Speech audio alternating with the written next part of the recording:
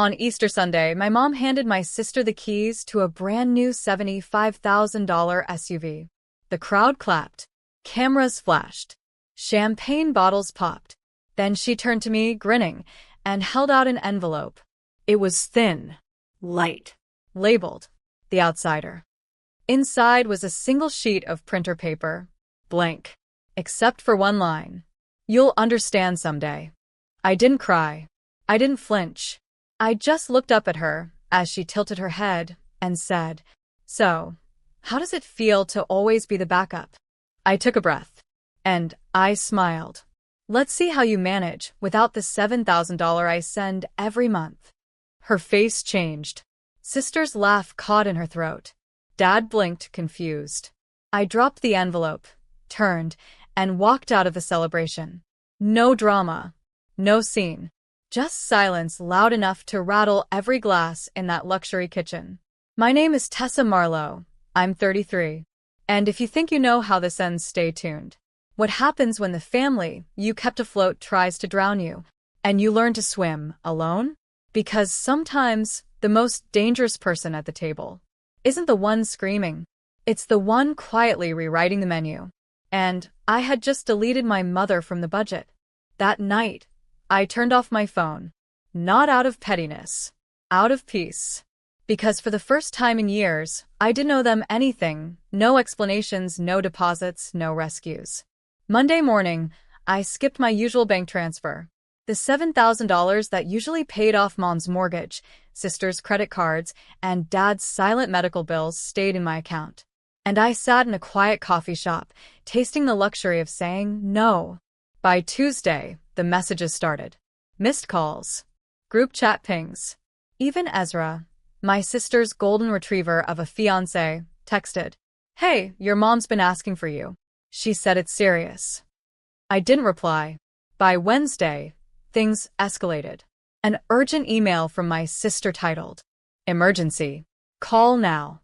Inside? Just one sentence. You can't seriously be doing this. No, please. No, we're sorry. Just panic disguised as pride. I deleted it. Then Thursday came. At 12:47 a.m., a knock rattled my apartment door. I froze. Another knock. Louder. Then a voice. Tessa, it's me. Mom. Her voice was thin, shaky, the kind you fake when you need something. We need to talk about the house. I didn't move. Not yet.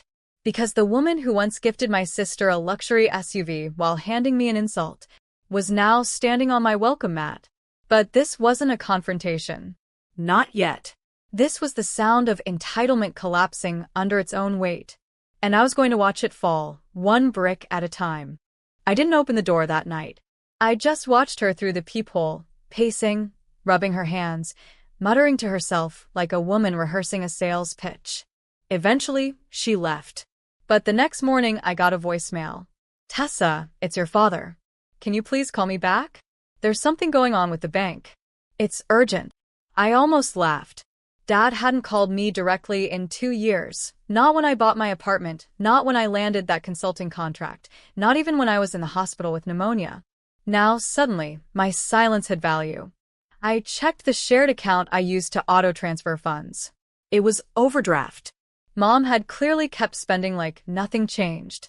There were charges for spa days, for Ezra's tuxedo rental, for a wedding planning retreat in Aspen. They'd used the money I earned working 80-hour weeks like Monopoly cash. Then I found something else. A digital copy of the trust fund statement for my late grandfather's inheritance, a $150,000 amount that was supposed to be split between me and my sister. It had been drained. Every cent rerouted to cover household expenses. Signed off by my mother, using power of attorney.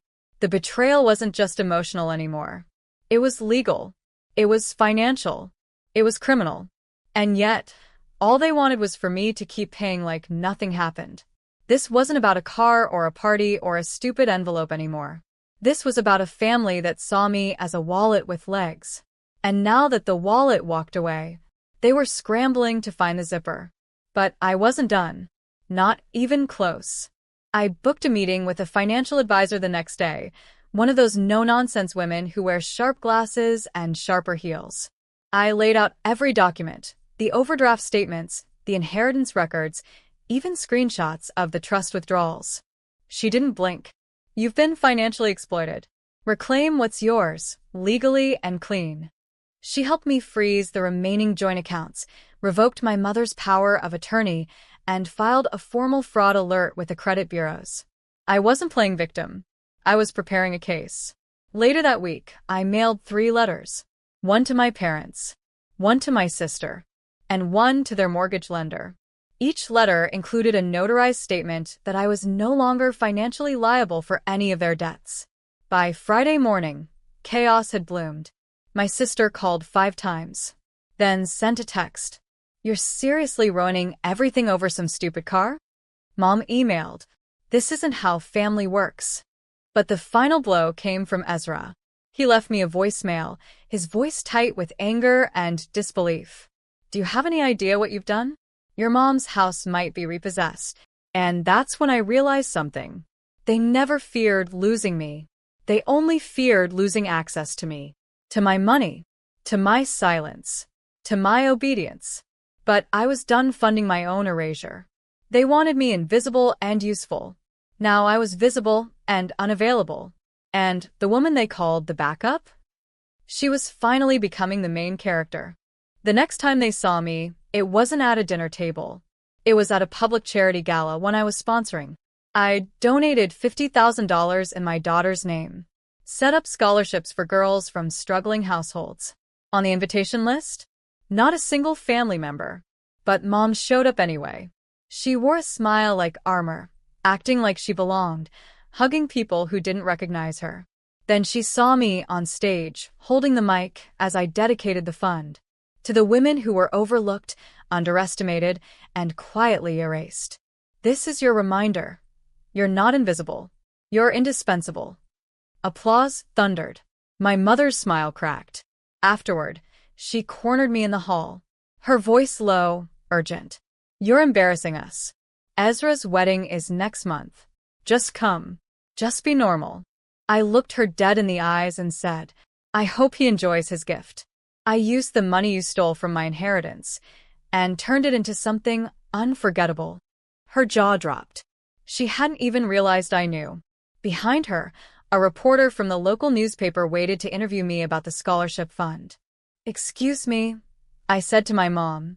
Some people actually value what I have to say. That night, they tried to smear me online.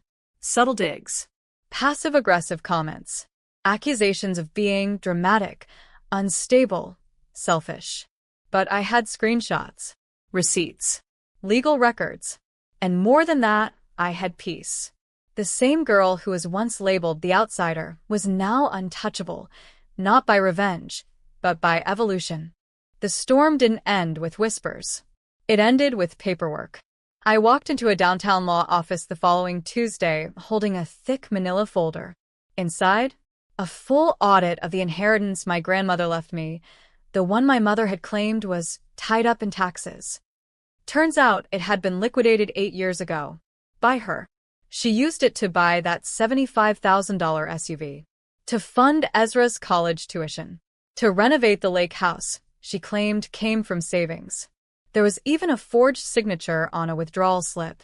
I handed the folder to a lawyer named Camille, a pit bull in pearls, and watched her eyes darken as she flipped page by page.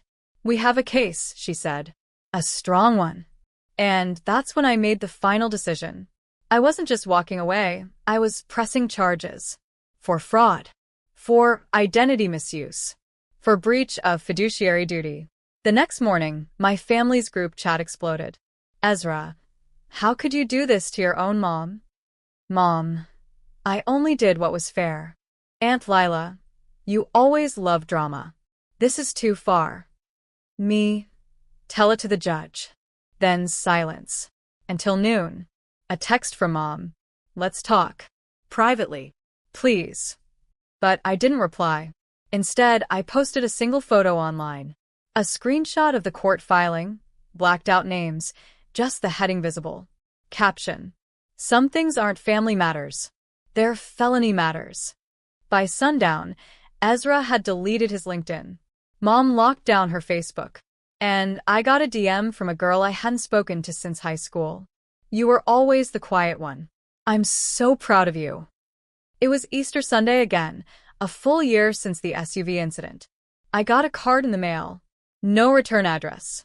Inside was a photo of my mom, Ezra, and my aunt holding up signs that said, "Family forgives.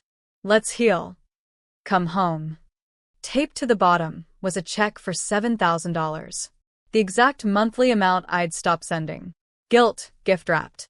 But here's the thing, I wasn't the same girl who used to beg for belonging. I was the woman who built a life on her own terms, and had the scars to prove it. So, I didn't cash the check. I framed it. Later that evening, they pulled one last card. A surprise family intervention. They showed up at my apartment unannounced. Mom crying. Ezra pacing. Aunt Lila holding a folder. We drew up a contract. Aunt Lila said, "We'll pay back some of the money. Let's just fix this." I asked, "Why now?" Ezra looked at the floor. "Because I'm running for a local council seat.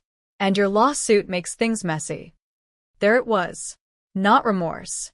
Just reputation management. I stood silent for a full 10 seconds.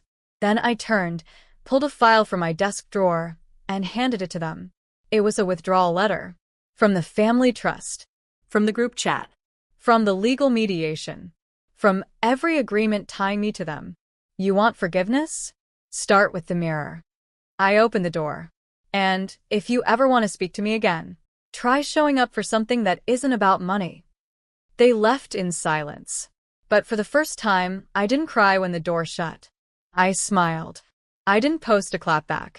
I didn't blast them online. I didn't even cancel the check, though I could've. Instead, I built something better.